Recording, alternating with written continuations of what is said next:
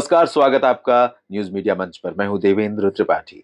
दोस्तों, आपने जो सपोर्ट किया है न्यूज़ मीडिया मंच को इस छोटे से सफर में, ये सपोर्ट निश्चित तौर पर मेरे लिए बहुत हर्ष, मेरे लिए बहुत खुशी का विषय है और मैं अपेक्षा आगे भी करूंगा आपसे भी और आगे नए जुड़ने वाले साथियों और मित्रों से। इस वीडियो में मैं बात करूंगा कि भारत और पाकिस्तान के बीच संबंधों को लेकर इस समय चर्चा गर्म है। मीडिया में खूब सुर्खियां बटोर रही है। ये विषय वस्तु, ये टॉपिक, इस पर चर्चा हो रही है। दरअसल पाकिस्तान के प्रधानमंत्री शहबाज शरीफ ने अल अरबिया चैनल के साथ बातचीत में कहा कि पाकिस्तान भारत के साथ बातचीत कर सकता है, लेकिन उन्होंने कुछ शर्तें भी जोड़ दी। शर्तें ये हैं कि भारत जम्मू कश्मीर का जो विशेष दर्जा वापस हटा चुका है 2019 में, उसे वापस दे और साथ ही साथ जो विवादित और महत्वपूर्ण मुद्दे हैं उन पर उनका सॉल्यूशन ढूंढे, उनका समाधान ढूंढे, उसके बाद बातचीत हो। इसके लिए लोग अगर मोटे तौर पर देखें, हम मैं सतही तौर पर नहीं कहूंगा, लेकिन मोटे तौर पर जो हमें दिखाई देता है उसके पीछे पाकिस्तान की तरफ से ये जो पहल की गई है उसके लिए कहीं ना कहीं पाकिस्तान में जो आर्थिक हालात हैं उसको जिम्मेदार माना जा रहा है। लोगों को लग रहा है कि पाकिस्तान की हेकड़ी निकल गई है। लेकिन दरअसल पाकिस्तान इस स्थिति में पहुंचा क्यों है, इसके पीछे अगर जाएं तो कारण तो बहुत सारे होंगे। उसमें पाकिस्तान में जो एस्टेब्लिशमेंट है वो पाकिस्तान की राजनीतिक सत्ता से नहीं चलता है। पाकिस्तान चलता है सेना से, आईएसआई से और आतंकवादी गुटों से। ये एक अलग विषय है, लेकिन दरअसल मैं पाकिस्तान की वर्तमान स्थिति के लिए थोड़ा सा आपको ले चलूंगा पीछे की ओर। सोवियत संघ, जिसकी स्थापना 1917 की क्रांति के बाद हुई थी, सोवियत संघ बना था और सोवियत संघ का विघटन हुआ था 1991 में। इसके पहले बात दरअसल है 1978 के आसपास की, जब अफगानिस्तान में मार्क्सवादी सरकार को अफगान गुरिल्लाओं से चैलेंज मिल रहे थे। यूएसएसआर ने कोशिश की कि वहां पर वो मदद के लिए सेना और सैन्य साजो सामान भेजें और उन्होंने भेजना शुरू भी कर दिया। लंबा समय लगा सोवियत संघ को अफगानिस्तान में।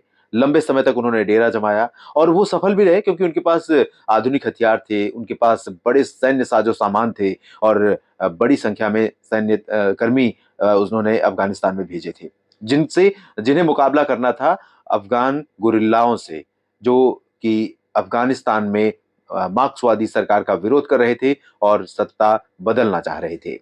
अब एक तरफ कम्युनिस्ट सरकार थी अफगानिस्तान की, दूसरी तरफ उसका साथी था रूस, सोवियत संघ, और उनके सामने जो मुकाबला कर रहे थे वो उतने मजबूत धड़े नहीं थे, वो उतने ताकतवर समूह नहीं थे और इसलिए वो पिछड़ रहे थे, हार रहे थे और सोवियत संघ या अफगानिस्तान की जो मार्क्सवादी सरकार थी उसका हौसला बुलंद था।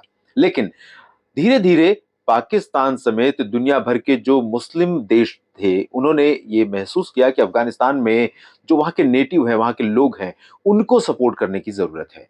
और इसी दौरान वहां पर एंट्री होती है अमेरिका की।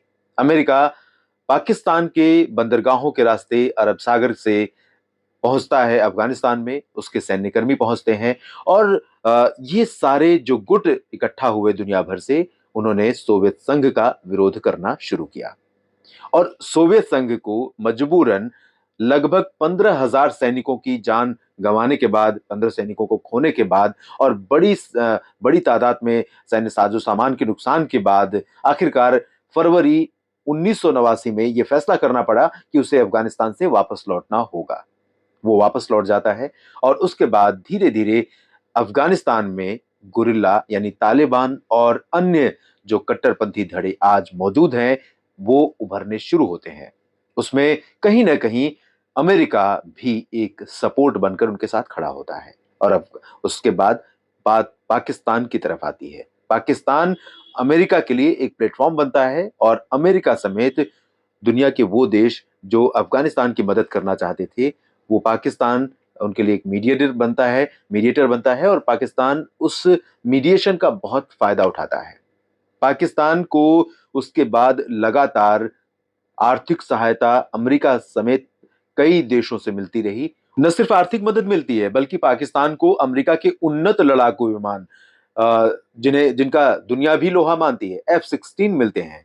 जिसके टक्कर के विमान की बात करें तो सुखोई 30 MKI शायद पीछे पड़ेगा, और रफाल जो कि भारत में है निश्चित रूप से उसके टक्कर का है। तो बहुत अत्याधुनिक उन्नत लड़ाकू विमान मिलते हैं, हथियार मिलते हैं, साजो सामान सामान मिलते हैं, आर्थिक मदद मिलती है, और पाकिस्तान उस मध्यस्थता का लाभ उठाता रहता है।